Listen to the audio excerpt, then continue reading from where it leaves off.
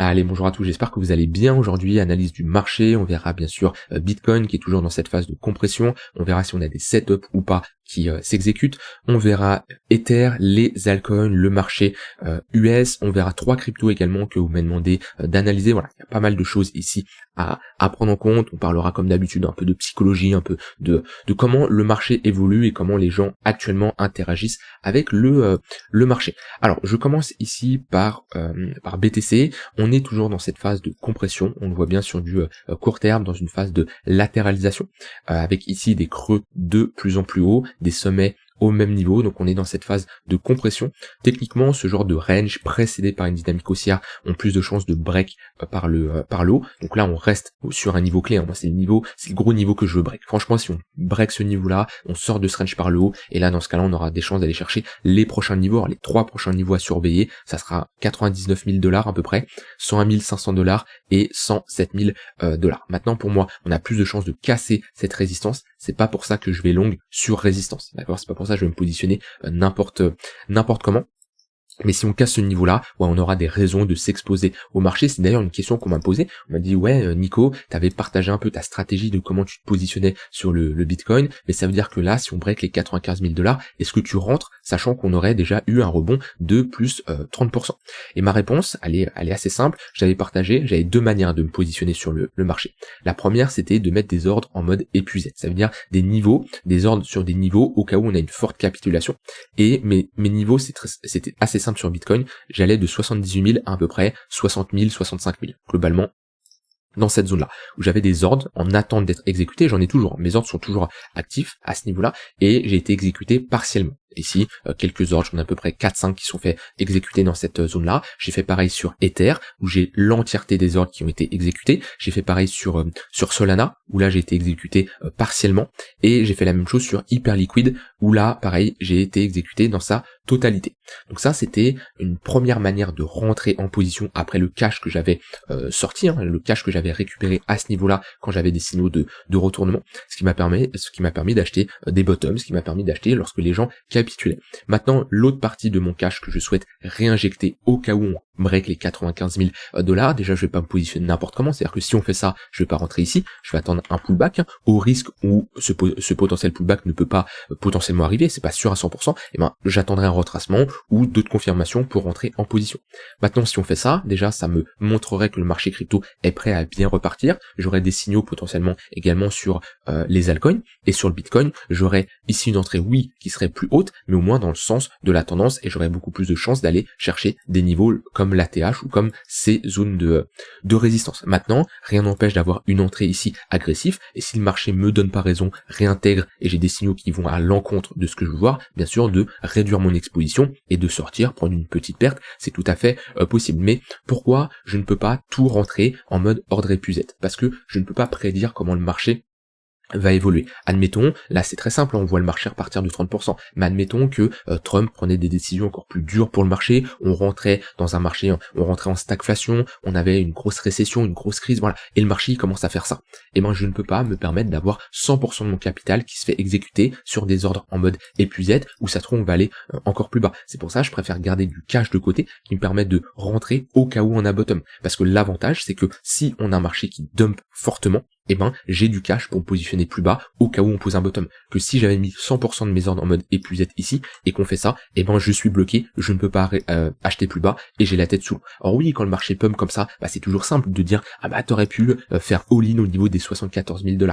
Mais mon but c'est pas de faire le coup du siècle, mon but c'est pas d'avoir la meilleure entrée possible, c'est toujours d'avoir une bonne gestion de risque, de réduire le risque un maximum tout en optimisant les gains. Et moi c'est comme ça je préfère fonctionner. Et actuellement j'ai pas 100% de mon exposition de les cryptos, j'ai pas mal de cash de côté et il n'y a pas de souci, je suis à l'aise avec ça, et le plus important de toute façon c'est d'être à l'aise avec votre stratégie.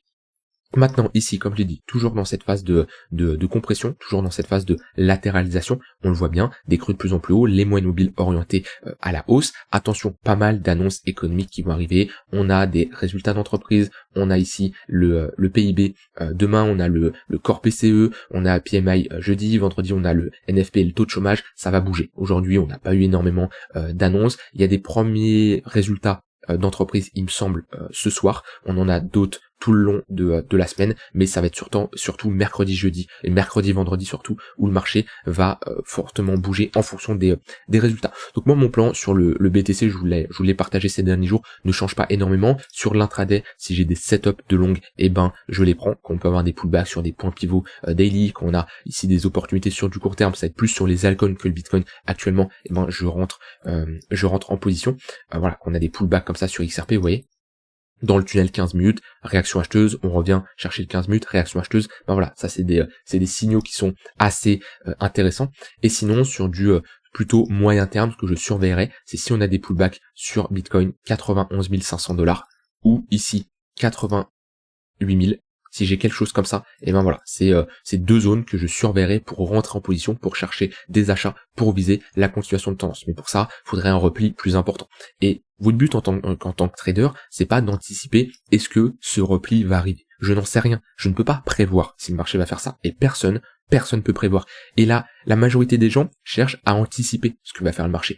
On ne doit jamais chercher à anticiper ce que va faire le marché. On doit tout simplement réagir à ce que le marché nous montre. Et moi j'ai des plans, j'ai des hypothèses de travail, c'est-à-dire que ici c'est des scénarios que si on y va, je peux rentrer en position, c'est-à-dire je prépare, je quadrille ma charte, je fais une analyse, j'ai des scénarios en tête, je sais où je veux rentrer, je sais ce que je veux voir pour rentrer en position. Maintenant, tant que le marché me montre pas ce que je veux voir, je ne rentre pas. Tout simplement. C'est voilà, je m'adapte à ce que le marché me donne, mais je ne vais pas lui exiger quelque chose. Le marché décide de là où il veut aller.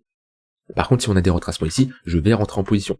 Et c'est là où la différence entre quelqu'un qui anticipe ou pas. C'est-à-dire quelqu'un qui va voir ce genre d'analyse, il va se dire non mais attends, si tu me dis que le marché va aller là, ou ici, pourquoi tu ne shortes pas ici? Et je ne veux pas short. Moi ce que je veux c'est chercher des longues ici. Je peux pas être sûr que le marché va y aller. Donc c'est pour ça que je ne cherche absolument pas des shorts pour le moment, parce que j'ai pas eu de grosses réactions vendeuses. On en a une petite ici quand même avec un ravalement, mais je suis pas à l'aise ici de shorter, même si je suis sur résistance. Donc voilà, on verra comment le marché évolue. Potentiellement un short qui peut se prendre, c'est si ici on a une prise de liquidité et une réintégration assez rapidement. Ça peut se faire, parce que là on voit qu'on accumule pas mal de sommets, il y a pas mal de stop loss qui sont en attente d'être exécutés, et si on a ici une prise de liquidité, réintégration, ça peut être un signal vendeur qui peut être intéressant pour prendre des shorts. Mais pour le moment là, on est dans un range, donc j'aimerais avoir une réaction vendeuse un peu plus importante. Vous voyez, si on peut avoir une prise de liquidité comme on avait eu ici, hop, on voit bien que cette bougie impulsive qui vient prendre les sommets ici, qui va prendre les highs et qui réintègre direct, bah ça pourrait être un signal intéressant pour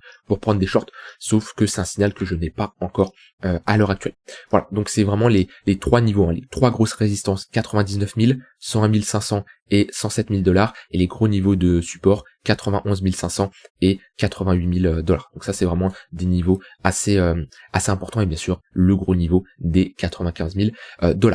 Voilà au niveau du BTC. Au niveau d'Ether, on a ici une journée plutôt favorable sur Ether qui rebondit. On a un rebond aussi un peu plus important. Maintenant, c'est à peu près similaire, c'est-à-dire qu'on reste dans cette phase de consolidation. Vous voyez la réaction vendeuse que je vous parlais sur Bitcoin, Ether l'a fait juste là. C'est-à-dire qu'il a été chercher les stop loss au-dessus, réaction vendeuse. Bah ça c'est plus intéressant pour prendre des shorts à ce niveau-là que si on est dans un range sans avoir une grosse prise de liquidité.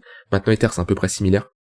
On reste dans une dynamique qui est haussière, on voit qu'on a des pullbacks à l'intérieur du tunnel 1 heure, un 15 minutes qui est plutôt plat, on est dans une phase de latéralisation. Ce range pour moi a plus de chances de break par le haut. Pourquoi? Parce qu'on est précédé par une dynamique haussière, par un momentum haussier ici sur du court terme. Maintenant c'est pas pour ça que je vais me positionner ici sur résistance. Ether reste quand même faible, hein, donc c'est pas parce qu'il a des petits rebonds comme ça que ça y est, c'est reparti contre le Bitcoin. Il y a la charte ETH BTC en témoigne, hein, c'est-à-dire que là on a la comparaison de la performance d'Ether par rapport au Bitcoin, et quand je regarde comme ça, on reste dans une dynamique qui est baissière. Alors oui, on revient chercher un niveau très intéressant d'un point de vue localisation. Maintenant, on n'a pas de signe de bottom, et c'est comme ce niveau-là.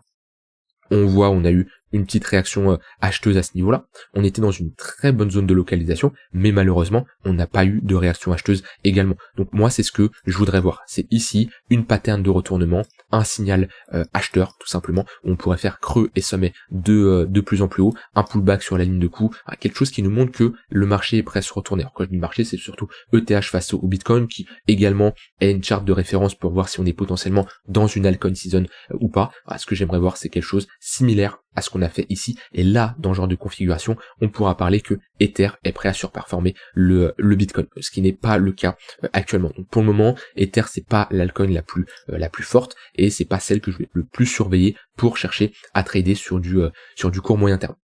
Voilà de mon côté pour BTC et Ether. Au niveau du SP500, on est toujours sur résistance et on voit qu'on a du mal à break cette grosse résistance. Je pense que le marché, il va pas faire grand chose tant qu'on n'a pas eu les annonces économiques qui sortent. Le marché est prudent, les gens veulent pas trop se positionner. Actuellement, c'est pour ça qu'on a une faible volatilité parce que c'est toujours complexe de se positionner la veille comme ça de gros résultats qui vont arriver. Donc ouais, pour moi ça me surprend pas, surtout qu'on est en plus sur une zone ici de résistance. Donc le marché consolide sur ce niveau-là, toujours à l'intérieur du tunnel 4 heures. À voir si on arrive à passer au-dessus. Dans ce cas-là, on aurait des chances de revenir chercher cette pressante zone ici de résistance proche du tunnel daily, à voir en fonction de la clôture. Mais si on clôture, ouais, grande chance d'aller chercher ici le prochain niveau vers les 5810 à peu près, 5800, 5850, c'est la prochaine zone d'intervention.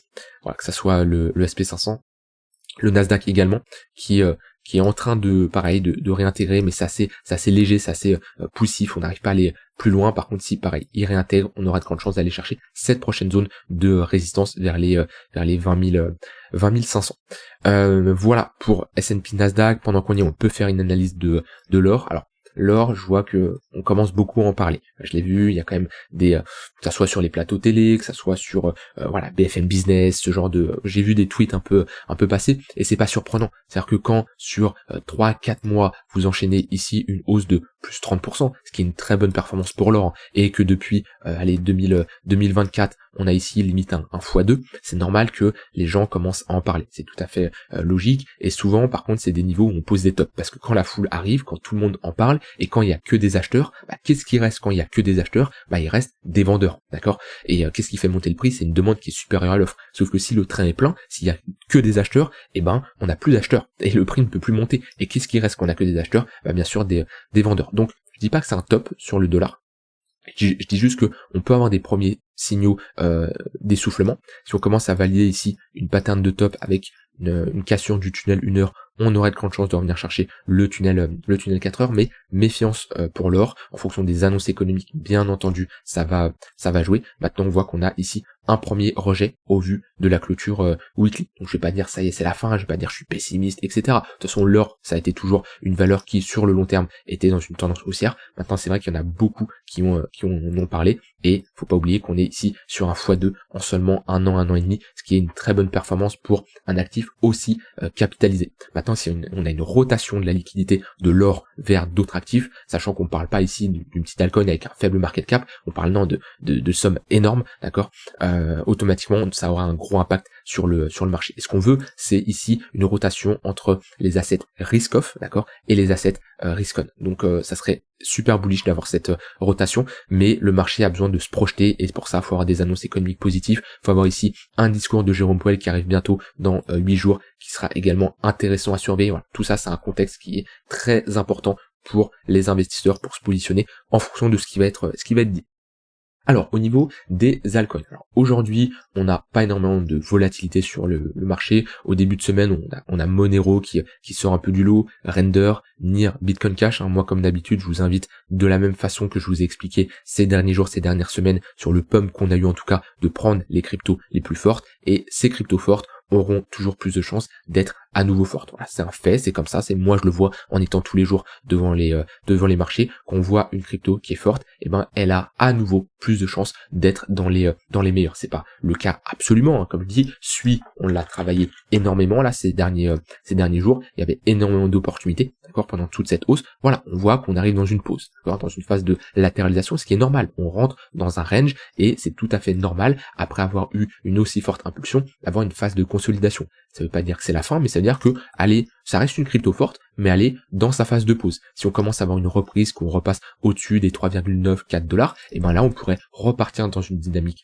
haussière, et là on pourrait la retravailler à nouveau en continuation de tendance. Pour le moment, on est dans un range, ce qui n'empêche que on peut avoir des opportunités bien entendu, mais on n'a pas un momentum aussi fort qu'on a connu ces derniers jours. Le momentum moyen long terme reste très fort, on le voit avec les moyennes mobiles comme le tunnel 1 heure et le tunnel 4 heures. Par contre, le momentum sur du très court terme, là on a un affaiblissement. C'est pas pour ça que ça ça y est, elle va passer faible et qu'on va tout retracer, mais voilà, c'est pas l'alcool du moment, celle qui va performer le plus. Et ouais, donc surveiller pareil les cryptos avec la plus grosse performance sur les derniers jours, voir cette semaine qui est en cours, et pour faire de la continuation de tendance, c'est intéressant. Maintenant, pas énormément de volatilité pour le moment également sur les cryptos, et comme je l'ai dit, il faudra attendre les annonces économiques, il faudra regarder la réaction qu'on a suite aux annonces. Si on a une annonce positive, une réaction positive, c'est très encourageant. Si par contre on a une annonce positive et une réaction négative du marché, voilà, il y a des questions à se poser quand le marché ne suit pas les annonces qui sont positifs. Et tout ça, faudra surveiller. C'est vraiment une semaine très importante. Là, vraiment, alors il y en a beaucoup qui négligent l'analyse, on va dire fonda, l'analyse économique et j'en passe. L'analyse technique, c'est bien, mais comprendre le contexte, comprendre de ce qui se passe derrière, pourquoi on a tout ce qui tourne autour de l'économie de manière générale, c'est un gros impact. Et voilà, c'est un point important quand même dans votre trading de savoir où ça en est, comment le marché évolue, la différentes rotations des capitaux entre différentes classes d'actifs, et avoir le retour, bien sûr, les chiffres de ces annonces qui drivent quand même le marché. C'est pour ça que là, on est sur une petite pause, parce que le marché attend ces différents résultats. Alors, on m'a demandé 3 cryptos à analyser. Je vais commencer ici par ENA. ENA, ça a été comme un peu une crypto très très forte pendant une longue période. J'en ai beaucoup parlé ici pendant à peu près 2 mois. Et il y a de quoi trader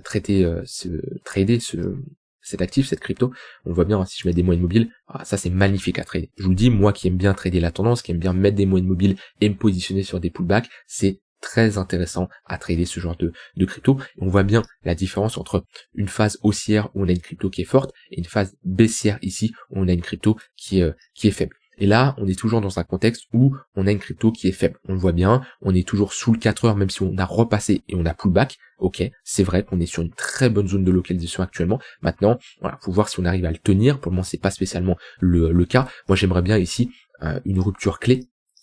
Un 4 heures qui passe, un 1 heure qui passe au-dessus du 4 heures, un 4 heures qui redevient haussier. Pour le moment, c'est pas spécialement le cas. Vous voyez, il y a une différence. Là, on le voit bien. Le passage d'une heure au-dessus du 4 heures, un gros momentum bien haussier. Là, il y a clairement une nette différence, ce qui, pour le moment, ici, n'est pas spécialement le cas. Alors, on est sur des premiers signes de bottom. C'est une vérité. Comment je le vois? Eh ben, on a ici une première pattern de retournement, structure en W. Maintenant, on a réintégré la ligne de coup, donc on a quand même une pattern de retournement, mais avec un momentum qui est beaucoup plus faible. Ça serait bien de break le précédent sommet pour avoir une confirmation claire comme quoi on est en train d'inverser la tendance. Maintenant, pour l'investissement long terme, on revient chercher un niveau de support, on revient chercher cette précédente zone d'accumulation, où là on a eu une épaule, tête-épaule inversée. On peut voir ici cette charte comme un gros range, d'accord? Donc là, on se situe plus au niveau de l'extrémité basse. C'est une zone où on va chercher des achats pour chercher la prise de profit au niveau du milieu de range, voire le haut de range. Dans tous les cas, on est dans une très bonne zone de localisation. Ce qui nous manque idéalement, c'est la pattern de retournement